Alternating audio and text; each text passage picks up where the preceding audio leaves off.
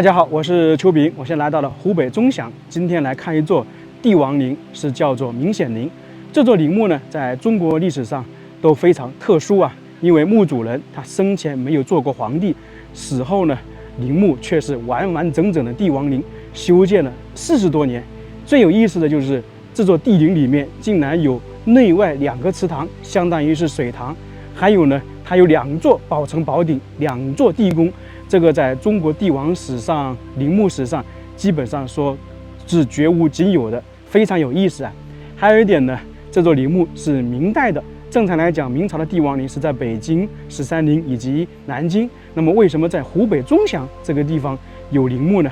现在呢，我们就去看一看，了解一下这座陵墓的历史。明显陵文化旅游区，这一座明显陵是在湖北荆门市的钟祥市。面积非常大呀，达到183万平方米，是世界文化遗产，也是全国重点文物保护单位、明清皇家陵寝的重要组成部分。修建时间也是非常长，总共大概是修建了47年，是嘉靖皇帝父亲朱佑元的陵墓，也是一座夫妻合葬墓，是中国中南地区唯一的明代帝陵和最大的明代单体帝王陵。明显陵呢，算是明朝中期的一座帝陵，是明代帝陵中具有承上启下的作用。这一座帝陵还保留了很多地面建筑，等一下呢，我们都能够一一的看到。从空中的画面也可以看到，这座陵墓确实是规模宏大，气势恢宏啊。它是依照前朝后寝的建制。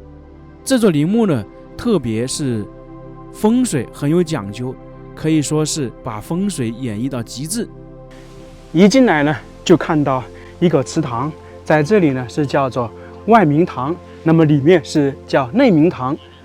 这种形式啊，在帝陵里面是非常少见的。在封建社会，皇帝修筑陵墓，大多考虑的是如何彰显龙威，如何讲究风水，如何呢使子孙后代他们的王朝越来越好，考虑的是这些东西。我们常说的天子机器啊，龙气不外泄，是他们考虑的一大重点。所以说，这座陵墓它修建的时候就考虑到天子机器，龙气不外泄。这个万明堂它的设计理念来自于晋朝近代的一位风水大师说的一句话：气乘风则散，借水则止，聚之使不散，行之时有止。说明了气息在风中消散，但遇到水呢就会停止，强调了用水使气息聚集，就会经久不散。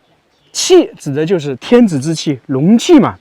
那整个这个外明堂刚好呢是在陵墓相对来说最外面，那里面的那个气息如果聚到这里呢，就不会再往外泄出去了，一直是在这个陵墓里面环绕，或者是说它沿着这个水渠啊，又返回到陵墓里面。这就是他们设计的理念，是不是非常有意思啊？整个这座帝陵啊，其实有很多可以考究讲究的东西，跟我们在其他地方看到的还是有所区别的。在明堂旁边呢，有一个碑亭，里面呢有一块巨大无比的碑，叫做赤玉碑亭，是建于明朝嘉靖20年，公元1541年。这个陵墓我们都说了嘛，修建了大概是47年，历史非常悠久啊。那这个亭呢，等于是嘉靖皇帝亲自命人写的，上面呢明确记载了明显陵的面积以及管理这个明显陵有多少人。我们说一下，管理的话是1521名，也就是说，整个这个陵墓啊，可以称之为一个小村、小城镇了。在封建社会，1000多人绝对可以称之为一个镇了。为什么在湖北钟祥有一座帝陵，并且规模还这么大？这是有它的时代背景的。在公元1521年，明武宗朱厚照去世，由于他没有子嗣，没有儿子，于是当时的皇太后以及首辅杨廷和他们就决定从藩王里面选一个人来继承皇位。于是呢，就选定了朱厚照的堂弟朱厚熜来继承皇位。因为在明朝有个规定嘛，如果皇帝没有儿子，就采用兄终弟及。在明朝有2个典型的例子，一个呢是朱厚照和朱厚熜，另外呢就是明朝最后2位皇帝朱由校和朱由检。当时选择朱厚熜呢，有几个原因，一个呢他是属于堂弟，另外呢年纪比较小，可能在那些文官眼里觉得年纪小好控制，结果万万没有想到，他们是选上了一头猛虎，决定让他继承皇位之后，于是呢就派人去湖北钟祥，把他接回北京去继承帝位。当朱厚熜，也就是后面的嘉靖帝来到北京之后，文官呢就给他来了一个下马威，就是说你要继承皇位，去皇宫呢去走侧门，不能走正门，大概是这个意思啊。具体是哪个门我忘记了。那么朱厚熜肯定不干了，他比较聪明，识破了文官集团的阴谋。他说：“我是来当皇帝的，我必须要从那个正门，你们如果不让我正门，我就不进去，我就打道回府。”那个时候已经宣告天下，朱厚熜继承帝位，那么文官集团就没办法了。于是呢，朱厚熜就从正门进去了，这算是他们对决的第一次胜利。那这样，朱厚熜就继承了皇位，年号是嘉靖。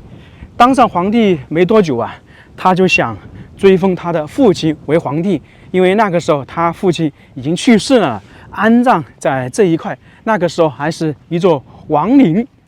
那么当时文官就不干嘛，他说：“你来继承皇位是过继给了上的皇帝，就是朱佑樘，你等于就变成了朱厚照的兄弟，你要追封你的皇伯父为父亲，你的父亲为叔叔。”那朱厚熜坚决不干，他说：“我来当个皇帝，我父亲没了，这肯定不行。”于是呢，就开始跟文官集团争斗，就是历史上有名的大礼义事件。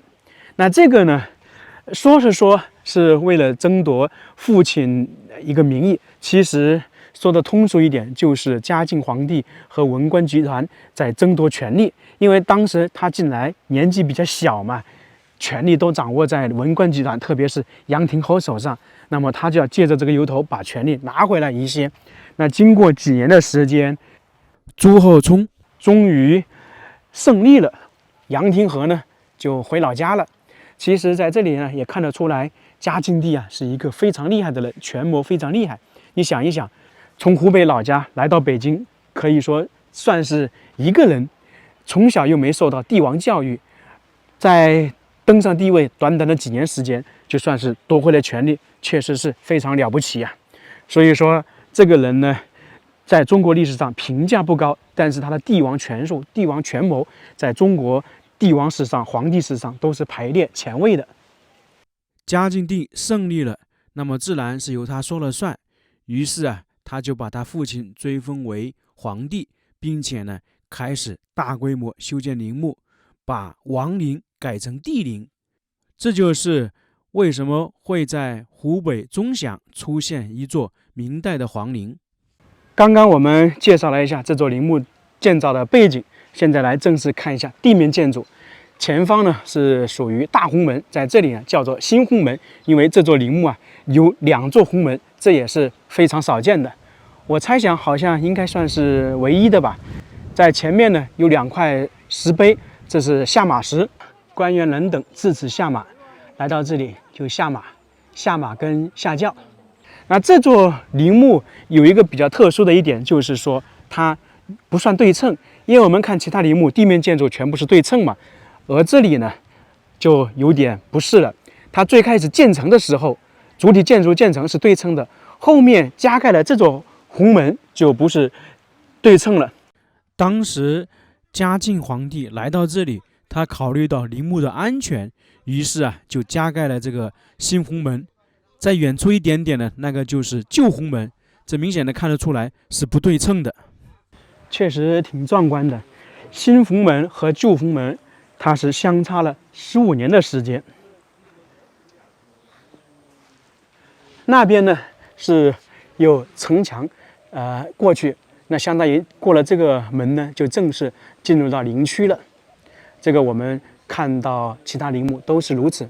那比较有特点的就是这一边就没有了，因为刚好它就是到了那个祠堂旁边，它就不会弄围墙嘛。那边也是如此。这个新湖门下面呢是有3座门，中间肯定是帝后棺椁从这里进出了，然后左右两边呢，一个是皇帝走的，一个是大臣走的，就叫做城门跟那个军门，中间是神门。那到了旁边有一个小门，那么这个应该是很好理解了，主要就是整个陵墓的工作人员从这里进出，因为当时守陵的有太监有侍卫，那么他们肯定是不能走中间的，走这里。这个门钉也是9横9竖，9981嘛，95至尊。进来之后就明显是豁然开朗了。如果是对称的话，正常建筑是在这里，但是大家看一下，拐了个弯，那个主体建筑对称是从那里开始的，那里还有一座拱桥。这就是这个陵墓一开始我们看到的一个特点。那进来之后可以看到，这是神道比较宽，下面有很多小石头，这个是鹅卵石，中间呢是条形石。那么在当时帝后的棺椁啊，就是从这里进出。当然他一开始不是皇帝嘛，已经安葬了，那么后面他母亲去世，肯定是通过这里安葬到地宫的。这条神道叫做龙形神道，从里面进去呢，很多地方都是有点弯的，因为龙的形状肯定不是笔直嘛，都是弯的。那相当于这个神道就是一条巨龙，一条汉龙，贯穿了整个陵墓。上面这些石头呢是属于龙鳞，这个是不是挺贴切、挺形象的？还有一点呢，因为如果神道弄成一条笔直的，那到地宫就相当于是一支箭射过去，肯定不好。于是呢，也是弄成了弯的。可以看到明清的帝王陵神道没有笔直的啊。前方这个石拱桥，这是陵墓标配的，一般有单孔、3孔、5孔、7孔。这里呢是3拱石桥。从这里进去呢，这些地面建筑啊都是对称的。看一看这个雕工精不精美啊！差不多400来年，这个雕刻大家看一看，是不是有点与众不同？上面是龙头，下面是狮子，两者合二为一，这种也是非常少见的。是狮子吧？我看起来又有点像麒麟。他说下面到底是狮子还是麒麟呢？反正上面是龙头，是看得出来。在这栏杆上面还有很多狮子，有雄狮也有雌狮。基本上每一尊狮子啊都不一样。你看这里还有小狮子，背上还有一只，这个在陵墓里面还是比较少见的。你看这里又是不一样，这都是古代工匠的艺术代表啊。这个又更大，应该是最大的。刚刚我们说了，神道相当于是一条汉龙，在这个陵墓里面呢，还有一条水龙、水汉2条龙，最后呢到最里面变成双龙戏珠的巨面。水龙呢，就是整个陵墓里面的一条我们说的水渠贯穿陵墓，它是叫做九曲玉河，也是弯来弯去的。它这条河的水啊，是从顶部的山流出来，最后流到外明堂那里。水在风水中占有极其重要的地位。藏经有云：风水之法，得水为上，藏风次之。九曲玉河的建造无疑出自风水通脉护气的要求。弯曲的河水恰到好处地发挥了自然要素山、水、树、木的空间限定作用。因为整个这条水渠是贯穿整个陵墓，它是出自于山上，那自然是有树木的。将景观与建筑巧妙的融合，这个明堂就为聚气之所，是风水格局中生气的关键部位。从而说，这个陵墓啊，风水讲究非常到位。这个水渠既是风水的体现，也是陵墓排水的措施。到了里面，我们还能看得更清楚一点。前方就是祝鸿门了，也是大鸿门，修建的比较早啊，大概是这个陵区早期的时候，嘉靖3年就修好了。上面这个屋顶呢是后面复建的，因为原本的明显陵很多建筑啊，在明朝末年李自成那个时候就损毁了。等一下我们到里面看到那个殿宇啊，临恩殿可以说是残垣断壁。这个形式呢，跟刚才外面的新鸿门差不多。一座陵墓里面有新鸿门和旧鸿门，在整个明朝帝陵里面呢是独一无二的，其他的没有。还有一点，旧鸿门在这里，那新鸿门呢是在旁边。我们刚才说一进来是一个拐弯的龙兴神道，那么这2座石门其实也是代表着龙的尾巴，因为龙的尾巴是会动嘛，所以有这个含义。不光是我们刚才说的，为了安全，嘉靖皇帝下令建造一个新鸿门，其实呢还有风水上的考虑。那现在呢，我们就进去了。世界文化遗产明显陵，整个湖北呢是有4处世界文化遗产。越往里面走，越能感受到这座陵墓的气派、壮观。前方又看到一座巨大无比的建筑，那个也是碑亭，是我们经常说的神功圣德碑，就主要是记载这位皇帝他的丰功伟绩。当然他是没有当过皇帝的，只是说后面追封为皇帝。那同样的，嘉靖帝作为一个孝顺的人，他肯定也是要给他父亲吹嘘一番嘛。一个是他孝顺，另外呢，一个呢，这座陵墓是他夺权争权胜利后的结果，那自然而然他也会花大力气大功夫修建了。在这里可以看到陵墓里面的这条渠，就是九曲一河，是转了一个弯，它整个长度呢是2000米，是一条人工开凿的河流，为陵区的主要排水系统，设计非常巧妙。弯曲的河流以神路为中轴，左右贯穿5座石拱桥到万明堂，将陵区划分几个不同的区域。这个建筑修建的非常漂亮，上面的我估计也是后面复建的，下面的看起来就有年代感了。一般这种功德碑亭修建的都是规模宏大，因为里面会放一块巨大无比的碑。这块碑也是重新修复的，下面跟上面不是一样的颜色。在当时嘉靖皇帝大礼仪胜利之后，他就追封他父亲为皇帝嘛，所以也叫做瑞德神功碑亭。这座陵墓其实是挺大的，从入口到地宫那一块要走很长的一段距离啊。今天游客还是挺多的。反正我看逛陵墓最多的一个是我去年看的朱元璋的明孝陵，那真的是好多人去啊，特别是很多女孩子去那里，因为那个地方比较适合拍照。这些石像生保存的还是比较完整的，最前方就石表石望柱，上面还有雕刻有龙，也是比较精美的。那石像生其实我们看到很多，如果按照石像生的规模、雕刻还有气势来讲，肯定是明朝的那些石像生更好一点。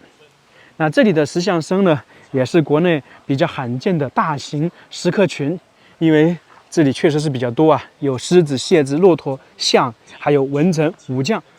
首先看到的是狮子，比较小啊。为什么这里的石像生没有那么大呢？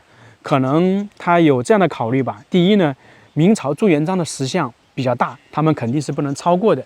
还有一点呢，他可能是说确实没有当过皇帝，只是说追封皇帝，不知道是不是有这种考虑啊？这个狮子看起来雕刻啊，确实也是一般，没有唐朝或者是宋朝那么精美。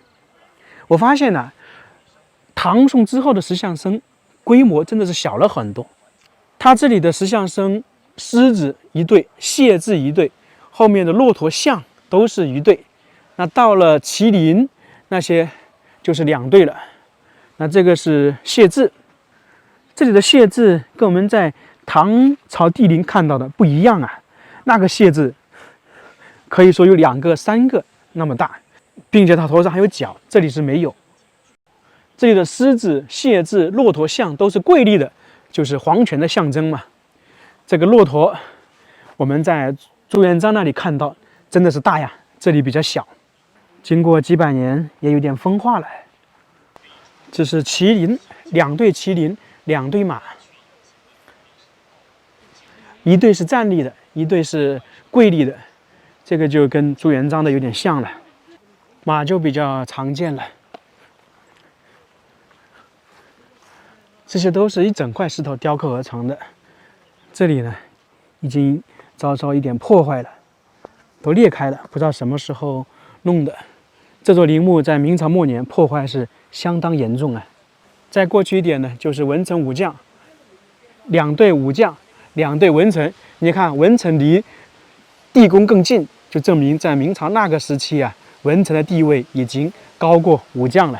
确实是如此啊。从土木堡之变之后，文臣的地位高过武将，完全压制了武将。明朝的那个武将的石像是还是挺好看的，比清朝的好看多了。这个武将的剑呢是长一点，为什么会说长呢？因为旁边是短剑，这边就短剑，就证明这个武将的地位比刚才那高一点。这边就是文臣了，前方那个地位应该比这里的高一点，它的头饰就不一样。石像生过来之后就是临星门，也称之为龙凤门，在这里呢算是一道分界线。在封建社会嘛，都在说人死后要进入天堂，那么在这里呢，等于就是皇帝进去之后就进入天堂了，是这种说法。它呢是3门6柱，这里呢有一些也是重新修复的。在以前这里是有木门的，上面黑色的应该是火烧的痕迹。在顶部呢可以看到有一个宝珠，这个叫做火焰宝珠，然后上面是望天吼，这个牌坊呢也叫做火焰牌坊。这个在陵墓中是非常常见的。你看，刚好都是门上面是黑色的，就是被烧过的痕迹。这些都是琉璃啊，因为在以前呢，木构建筑很容易被火烧，那石头就能够保存下来，石头或者砖嘛。所以你看，我们很多地方有那种砖塔保存下来了，木构建筑保存的确实是不多啊。在这里又看到九曲玉河拐弯，前方呢又是另外一个片区了。以前桥上应该也是有栏杆的，现在看不到了。又看到神道了，这条神道叫做龙形神道，也叫龙陵神道。在这里就清晰的能够看到是拐了弯的，后面又拐回去了，然后前方又拐了，就等于前方的建筑跟后面桥中间一条笔直的，它就弄了这样的。整个龙陵神道是明朝帝陵中唯一保存完整的龙陵神道，长度大概是1300多米。神道走到这里就差不多结束了，又看到精美的石拱桥。它这里的形式呢，跟刚才看到的有点区别。刚才我们看到上面全部是狮子，而这里呢不是啊，它这些都是24阴刻线，也叫做24节气，在陵墓、宫殿是比较常见的，特别是在故宫也有啊。那从这边过去呢，就算是进入到陵区最核心的地方，也是一大特点的地方。内明堂就是一个祠堂，然后是灵恩殿，以及呢宝城茅顶、地宫。远处那个山就是地宫所在地。它这座陵墓呢是有2座地宫、2座宝顶，世界罕见呐，唯一的。这就是内明堂，直径呢33米，呈正圆形。明堂呢是取明堂的谐音，明堂呢是风水理论中的重要概念。一开始的意思呢是为陵区内部开阔空地，靠近核心穴的位置，不宜太宽阔，可藏风聚趣。明显陵修建内明堂，其一呢是有调节地下玄宫水位的作用，就相当于是防水，让里面的水地宫里面的水渗出来，不会影响地宫里面。其二呢是明代建筑多为木构建筑，这个内明堂呢也有消防的作用。第三呢，内明堂为正圆形，位于临恩门前广场正中，具有龙珠的寓意。如果说龙行神道是一条汉龙，那么九曲玉河就是一条水龙，两条龙汇聚于此，便构成了双龙戏珠的局面。祠堂过去就是临恩门和临恩殿，当然现在已经损毁了，是被李自成大火烧毁的。从航拍的画面可以看到，这一块的建筑是非常庞大呀，烧了其实是挺可惜的。这一块就是临恩门了，临恩门呢也是一道分界线就是陵墓内层和外层的分界线，就是从这里呢，就我们说的进入到整个陵墓里面最核心的地方，临恩殿以及呢宝成宝顶地宫这一块呢，还有个单壁石，上面也是有龙的，不过风化的看不太清楚了。临恩门其实也是连接着一道城墙，就是把核心的建筑围起来，从而称之为内城。这一块呢还有琉璃影壁，它是叫做琼花双龙琉璃影壁，一边是琼花，一边呢是龙。琼花呢是从牡丹花演变过来的，是一种名贵的花卉品种，后来被泛指为开放的饱满艳丽的花儿，有着大富大贵和大幸的寓意。这里呢就是很多叶子缠绕在琼花上面。这个琉璃影壁呢，前面是花，后面呢就是龙，双龙。这有点破坏，以前这里应该有一个珠子，双龙戏珠嘛。这是临恩门的基座，漂不漂亮？全部是用石头建造的。这里又是单壁石，上面是龙，还有凤。在这里，中间是龙，为什么上面有龙凤呢？这主要是一个是夫妻合葬墓，另外一点呢，嘉靖皇帝的父亲朱有元去世的比较早，他母亲去世的比较晚，多陪伴了他17年。嘉靖登上皇帝之后，把他母亲也接到北京，一开始是想葬在北京，后面呢没有成功，还是葬回这个钟祥这里进行合葬，所以把凤就放在上面一点，这可能是嘉靖特许的。临恩门过来之后就是临恩殿，在这里可以看得出来是非常庞大的建筑这个地方呢是面阔5间，进深4间。这一块还不是这个还是通道，前方这里呢才是。从这些柱础能够看得出来，这个殿宇当时非常庞大。按照记载，当时这些柱子全部是用金丝楠木建造的，非常珍贵你看直径的话，都差不多有80公分呢。那么这里是叫做临恩殿。那其实在明朝这里的建筑呢是分为2个阶段的。在朱元璋去世，陵墓这里呢是叫做享殿，包括朱棣，一直到嘉靖时期都是如此到了嘉靖4年，这个临恩殿建完成之后，这里呢就取继而受福和往极之恩之意，嘉靖皇帝呢就命名为临恩殿。从这个时候开始呢，明朝所有的这个享殿全部叫做临恩殿，是这么由来的。它是分为2个阶段，所以我们现在看明朝那些陵墓建筑都是叫做临恩殿，是从这里开始的，所以说是比较有特点的，大家要了解一下。我觉得响殿是不是更好听一点呢？在清朝，它全部是学习明朝陵墓的风格，只是说改了一下名字。这个地方呢，他们就叫做隆恩殿，规模真的是非常大呀。隆恩殿的作用是什么呢？它是摆放皇帝、皇后的牌位，后面的皇帝来祭祀也是到达这个隆恩殿，后面就不往前走了。他们到隆恩殿中间呢是有一块石头，那皇帝呢就在那里祭祀完之后就回去了，他们是不往里面走的。有一点我就是不太清楚，当时如果是皇帝、皇后下地宫安葬的时候，后面的皇帝不知道会不会把灵柩送到地宫里面去啊？这些柱子真的太大了，2个人都抱不住，真的是皇家气派呀。可惜被李自成大火烧毁了。李自成这个人怎么说呢？他确实是有他的局限性。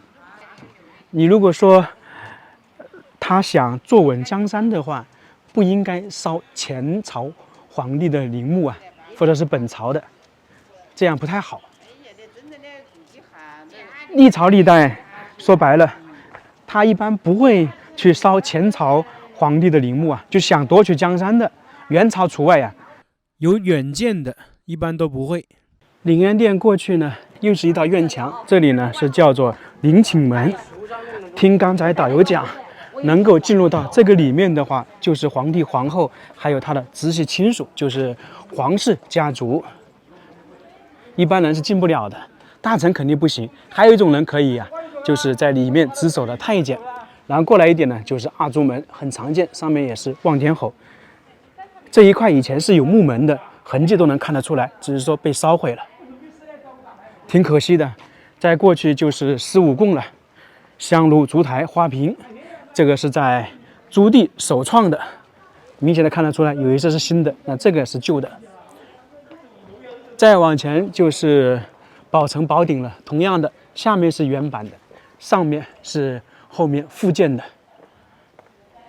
从这里进去啊，就到达地宫的范围，有2座地宫啊。现在这里是有楼梯上去的，以前没有。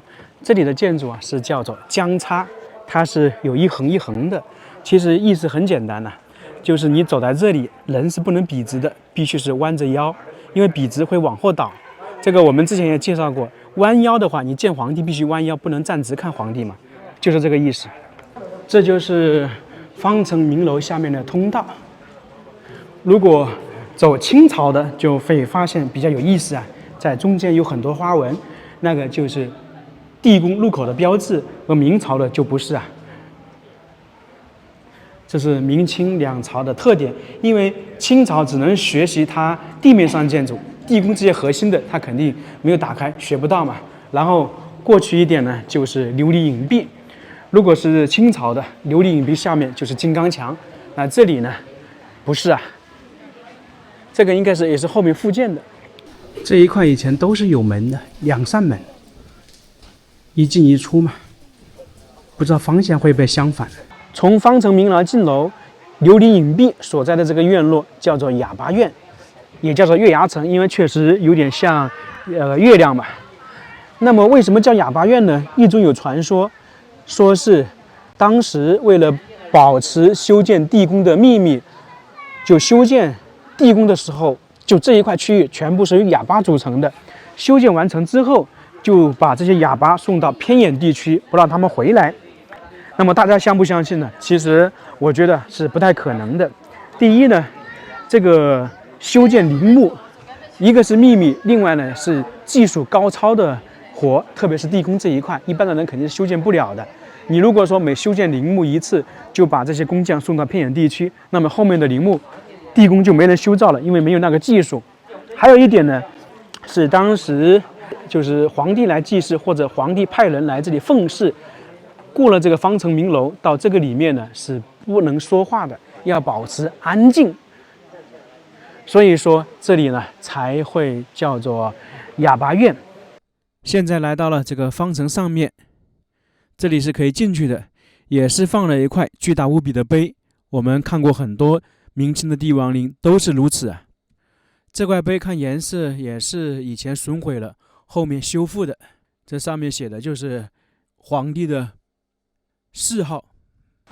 方城明楼，然后过来哑巴院，再过来一点呢就是地宫了。这座陵墓呢是有2座地宫，为什么会这样呢？其实它也是跟时代背景有关，主要是由于当时嘉靖皇帝他的父亲呢很早就去世了，嘉靖皇帝还没有去北京的时候就去世了，那个时候肯定也是要修建陵墓，那自然而然修建是王陵，先呢在这一块弄了地宫出来。后面朱厚熜去北京当了皇帝，经过大礼仪事件，把他父亲追封为皇帝，那陵墓进行大规模扩建，那地宫呢同样要开始修建成符合皇帝的身份。那么这座王陵的地宫已经构造好了，那不可能把里面扩建，那地宫肯定不会那么搞，也不现实。于是呢，就在旁边重新打造了一个地宫。最开始这座王陵的地宫呢，封土也进行大规模的进行扩大，基本上把前后2座地宫的封土弄成一样的。这就是大概2座地宫的来由。后面地宫修好之后，就把棺椁移到了后面的地宫。在这里大家会不会有一个想法，就是说它的那个棺椁是从这个地宫移出来，然后再放到后面的地宫上去，还是怎么弄的？其实它是在这个2座地宫里面打通了，因为在那个时期棺椁已经放进地宫，肯定不能再放出来嘛，那是不好的。于是呢，就在前方那里打造了一条通道过去。我们现在去看一看，在远处可以看到那里有凸出来一点，我猜想那里应该就是原宝城，就是第1座地宫核心的位置，应该就是在下面，因为明显的看出来高出一点嘛。按照当时来讲，王陵的规制达不到100多米的宽度，那这个可能是后面放上去的。其中呢，前面这座宝城呢是在公元1519年，当时他去世之后，按照藩王所制是椭圆形。后宝城呢是公元1539年建造的，是嘉靖南巡时为父母按照帝陵合葬的墓，就是夫妻合葬，呈正圆形，直径110米。2座宝城之间呢以瑶台相连，呈哑铃状，形成了中国帝陵中绝无仅有的1陵2种的特殊格局。现在我们走在这个平台上面，感觉是平淡无奇。那其实呢，这里呢，就是我们刚才说的哑铃拿手的地方。在这个下面呢，是有一条通道的，连接了2座地宫。在当时进行合葬的时候，就把前面地宫的棺椁移到后面去了。这里就是后面的宝城宝顶了，琉璃影壁。这是属于夫妻合葬墓。嘉靖皇帝一开始他是打算把他的父亲迁移到北京13陵去安葬。一开始呢，还修建了一座地宫，因为他母亲呢也跟他在北京生活了很长时间，大概是17年吧，后面才去世的。他有这个打算，但是呢，遭到大臣的反对反对声太大了，他也搞不定。就算他在大礼仪事件中把他父亲追封为皇帝，他胜利了，但是你如果说要把他父亲和母亲都放到13陵去安葬，文武大臣绝对是不同意的，因为这性质就不一样了。在这个地方只是说追封为皇帝，按照帝陵规制来建造，而北京13陵是完完整整按照帝王修建的陵墓，当过帝王修建的陵墓，你把一个没当过帝王的人放在那里，完全是不合适。